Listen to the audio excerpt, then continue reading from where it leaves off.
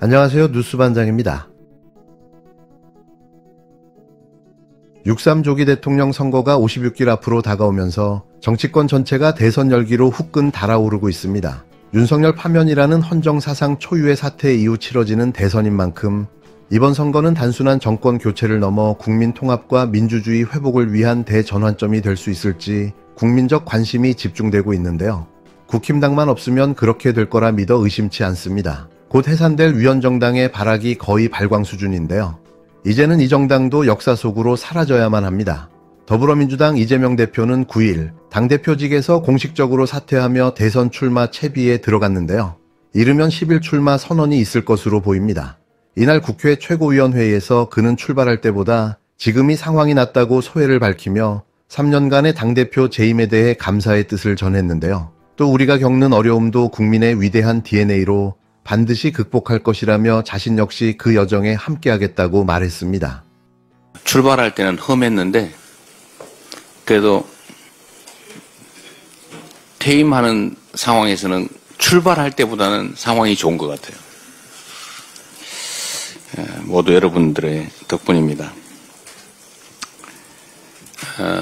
이제 또 새로운 일을 시작하게 되겠죠.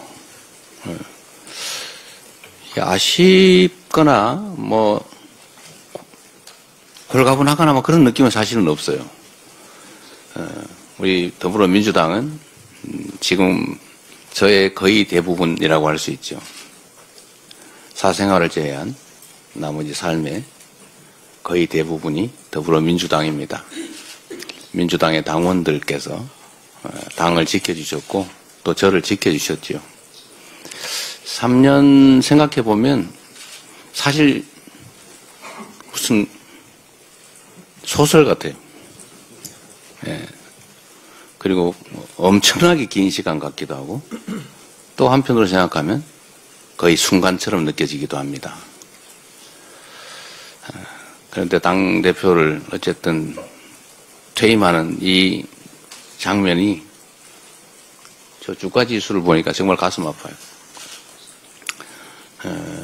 엄청나게 많은 사람들이 고통받고 있겠지요. 그렇다고 내일 모레 당장 좋아진다는 보장도 없습니다. 그래도 우리 위대한 국민들은 언제나 역경을 스스로의 힘으로 이겨내왔습니다. 신통하게 하나 있죠. 대통령이 비상계엄을 선포하고 탄핵이 되고 나니까 대북비라와 대남 오물풍선이 사라졌습니다. 희한하지 않습니까? 광주 5.18 민주화운동 당시에 군과 경찰이 철수를 하고 나니까 절도사건, 폭력사건 하나 없는 완벽한 공동체가 열흘 동안 이어졌었죠. 그게 저는 국민의힘이라고 믿습니다. 국민의힘당 말고요. 우리가 겪는 이 어려움도 우리 국민들께서 과거의 그 역경을 이겨낸 위대한 DNA를 발휘해서 빠른 시간 내에 이겨낼 것으로 믿고 저도 그 역정에 함께하겠습니다. 우리 최고위원 당직자 여러분 고생하셨습니다. 고맙습니다. 대표님, 오늘이 최고위원 몇 차인 줄 아십니까? 100차라면서요? 100차 이거 이상한데. 요게 100차인데요. 100차인데요. 100차인데요. 이 이후에는 박찬대 갑니다. 네. 제 100차 최고위원회를 정해하겠습니다. 네. 자, 이재명 우리 대표님 수고하셨습니다. 큰 박수 부탁드립니다. 그리고요, 우리 밖에 그 현관에 나가서 같이, 우리 지도부, 우리 주요 당직자분들 사진은 또 하나 찍겠습니다.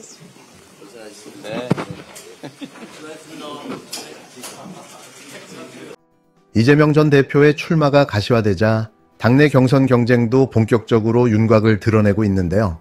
사실 이게 무슨 의미가 있는지 저도 잘 모르겠습니다. 김동연 경기지사는 이날 인천공항에서 기자회견을 열고 출마를 공식 선언했고 김두관 전 의원도 일찌감치 출사표를 던졌는데요.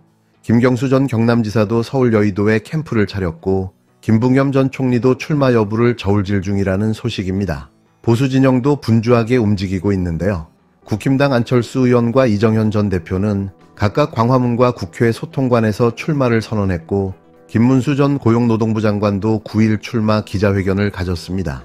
김 전 장관은 이재명 전 대표를 직접 겨냥하며 돈 문제로 검찰에 불려갈 일 없는 사람은 자신뿐이라며 극우 성향의 발언까지 서슴지 않았는데요.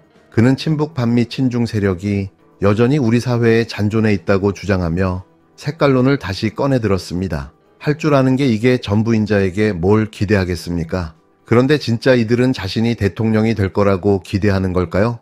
또 이 흐름에 발맞춰 오세훈 서울시장과 홍준표 대구시장도 여의도에 캠프를 차렸고 홍 시장은 오는 14일 출마를 선언할 예정입니다. 한동훈 전 대표도 10일 국회에서 출마 선언을 예고하고 있는데요. 유승민 전 의원은 아직 공식 발표는 없지만 보수 진영의 오픈 프라이머리를 제안하며 출마 의지를 드러냈습니다. 흥미로운 점은 국힘당 내부에서도 여전히 탄핵 반대파들이 출마를 저울질하고 있다는 건데요. 김기현, 나경원, 윤상현 의원이 대표적입니다. 윤석열 탄핵을 부정하거나 침묵으로 일관했던 이들이 다시금 보수 후보로 이름을 올리겠다는 발상 자체가 납득하기 어려운데요. 촛불 민심이 만든 이 선거를 아직도 과거 권위주의 정치 유산에 기대려는 시도는 용납받기 어려울 겁니다. 한편 개혁신당 이준석 의원은 이미 중앙선관위에 후보 등록을 마치고 대구에서 민심 행보에 나섰는데요. 이준석은 뭘 믿고 이러는 걸까요? 그저 실소만 나올 뿐입니다. 그는 국힘당과의 단일화 가능성에 대해 사실도 아닌 주장으로 자신을 쫓아낸 정당이라며 단호히 선을 그었는데요. 지금의 탄핵된 윤석열을 대통령으로 만든 장본인이 이 뭔 개소리입니까? 보수 진영의 광역단체장들도 속속 출마 대열에 가세하고 있는데요. 박형준 부산시장, 이철우 경북지사, 유정복 인천시장이 그 주인공입니다. 이들도 출마를 예고하며 판을 더욱 뜨겁게 달구고 있는데요. 저는 그냥 이들이 대선판의 데코레이션처럼 보여질 뿐입니다. 이번 대선은 단순히 새로운 대통령을 뽑는 선거가 아닌데요. 헌법을 짓밟고 국정을 유린한 자를 파면시킨 대한민국이 그 뒤를 책임질 인물을 스스로 선택하는 역사적 기회입니다.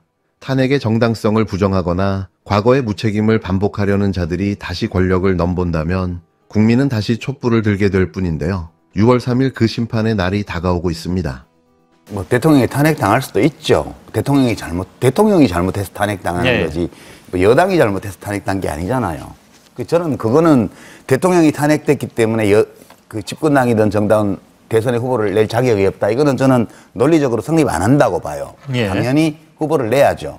근데 진짜 문제는 후보를 내냐 안 내냐 문제가 아니고 이 내란과 끊지를 않는 거예요. 국민의힘 당이.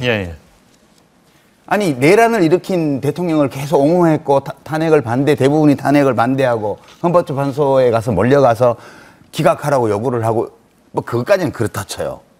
근데 5개 탄핵 소추 사유에 대해서 8명의 헌법재판관들이 5 곱하기 8, 40개의 동그라미를 쳐가지고 완벽하게 헌법을 짓밟고 국민의 기본권을 침해하고 대통령으로서 국민의 신임을 배반했고 사안이 중대하고 그래서 직에 있으면 안 된다는 판단을 헌법재판관들이 만장일치로 내린 이 마당에 왔어도 그 사람을 징계를 못해요. 당원이 반헌법 행위를 하면요. 그 당원을 징계해야 그 정당이 민주정당이에요. 저는 어느 정당의 당원도 아니지만 제가 만약 민주당원인데 민주당의 대통령이 쿠데타를 일으켰다가 실패해가지고 파면이 됐다. 그러면 그 사람을 제명하자고 얘기할 것 같아요. 어떻게 그런 사람을 당원으로 껴안고 정당을 운영할 수가 있습니까? 이 민주주의 사회 대한민국에서 헌법을 지킨다는 정당이요. 저는 윤 대통령이 탄핵당했기 때문에 후보를 내면 안 된다가 아니고 그 헌법 파괴자로서 파면당했고 그리고 형사재판도 내란수계라서 받고 있는 이 당원을 징계하지도 않고 출당시키지도 않는 이게 문제다 이게. 이런 상태에서 도대체 어떤 후보가 나가서 표를 달라고 할 수 있냐. 이게 정말 저는 의문이에요. 왜 안 하는지. 정말 묻고 싶습니다. 국힘당은 도대체 무슨 자격으로 이번 대선에서 후보를 내겠다는 겁니까? 헌정사상 초유의 대통령 파면, 윤석열이 국민의 손에 의해 쫓겨났습니다. 국정을 농단하고 사적 복수의 권력을 남용하며 헌법 위에 군림했던 그 폭주를 국힘당은 끝까지 비호했는데요. 탄핵안이 가결되던 그 순간까지도 국힘당은 윤석열을 감쌌고 헌법재판소 앞에서는 탄핵 반대 집회에 동조하며 민주주의를 조롱했습니다. 그런데 이제 와서 자신들이 새로운 대통령을 뽑겠다고요? 앞뒤가 맞지 않는 거죠. 이들은 윤석열과 한 몸입니다. 국힘당의 김기현, 나경원, 윤상현은 여전히 탄핵을 부정하거나 침묵으로 일관하고 있는데요.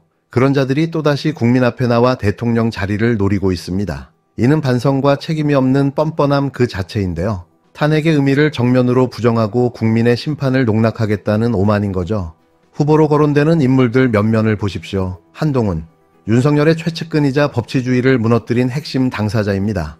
김문수, 극우적 망건과 색깔론으로 민주주의를 되돌리려는 인물이죠. 이정현, 안철수, 유승민 모두 과거 국정농단의 책임에서 결코 자유롭지 않은 인물들입니다. 홍준표, 오세훈은 기회주의적 처신으로 상황 따라 입장을 바꿔온 정치의 대표적 실패 사례이죠. 대체 이들이 무슨 자격으로 대통령 후보로 출사표를 던질 수 있는 걸까요? 국민은 이번 선거를 단지 차기 대통령을 뽑는 절차로 보지 않고 있습니다. 윤석열 파면 이후 진짜 민주주의를 다시 세울 수 있느냐의 분수령인데요. 그런데 그 무너뜨림의 공범, 침묵의 방조자들이 또다시 권력을 탐하고 있는 거죠. 이건 국민을 기만하는 것이고 민주주의를 모욕하는 것입니다. 국힘당은 먼저 국민 앞에 무릎 꿇고 사죄부터 해야 합니다. 윤석열과 함께 무너뜨린 헌정질서에 대해 2년 반 동안 외면하고 조장했던 국정 파괴에 대해 먼저 책임을 져야 합니다. 그런데 반성은커녕 대선 출마로 책임을 세탁하려 든다는 건 이건 정치가 아니라 사기극인데요. 대통령 후보요? 그건 반성과 책임을 다한 다음 이야기입니다. 지금 국힘당이 해야 할 일은 후보를 내는 게 아니라 역사와 국민 앞에 엎드려 용서를 구하는 것입니다. 그렇지 않으면 국민은 또다시 강력한 심판을 내릴 수밖에는 없는데요. 6월 3일 국힘당이 받아야 할 건 권력이 아니라 철저한 단죄입니다. 오늘 법사위 긴급 현안 질의에서 나온 정신 못 차린 국힘당의 발광을 보시면 왜 제가 이런 이야기를 하는지 아실 듯합니다. 민주당은 아직도 내란 놀이를 하고 내란 노래를 부르고 있습니다. 우리 행정처장님, 전두환 내란 사건에서 대법원 판례가 비상계엄이 종료되는 즉시 내란도 종료된다. 그래서 내란의 종료 시기를 비상계엄 해제 시기로 명확히 규정하고 있죠. 그와 같은 취지의 판시가 판시가 있죠. 예. 네, 6시간 만에 내란 해제 다 끝났는데 아직도 몇 달이 지났는데 내란 하면서 온 국민을 공포 분위기에 몰고 있는 민주당의 내란 놀이죠, 이게. 이게 여러분들이 지금 내란이 끝났으면 내란 종결됐다 국민들에게 알리고 그 다음에 의견이 다른 거에 대해서는 서로 간에 뭐 논란이 있을 수 있습니다. 근데 이걸 가지고 아직도 내란이라고 내란 동존이 내란 선동이 이러고 있으니 대한민국 국민을 개되지도 알지 않으면 그렇게 가능하겠습니까? 자, 여기 보면 말이죠. 여러분들이 그렇게 보지 않으면 어떻게 아직도 내란 선동이라고 하지 않냐고. 내가 앞뒤 말을 좀 잘라서. 안 그러면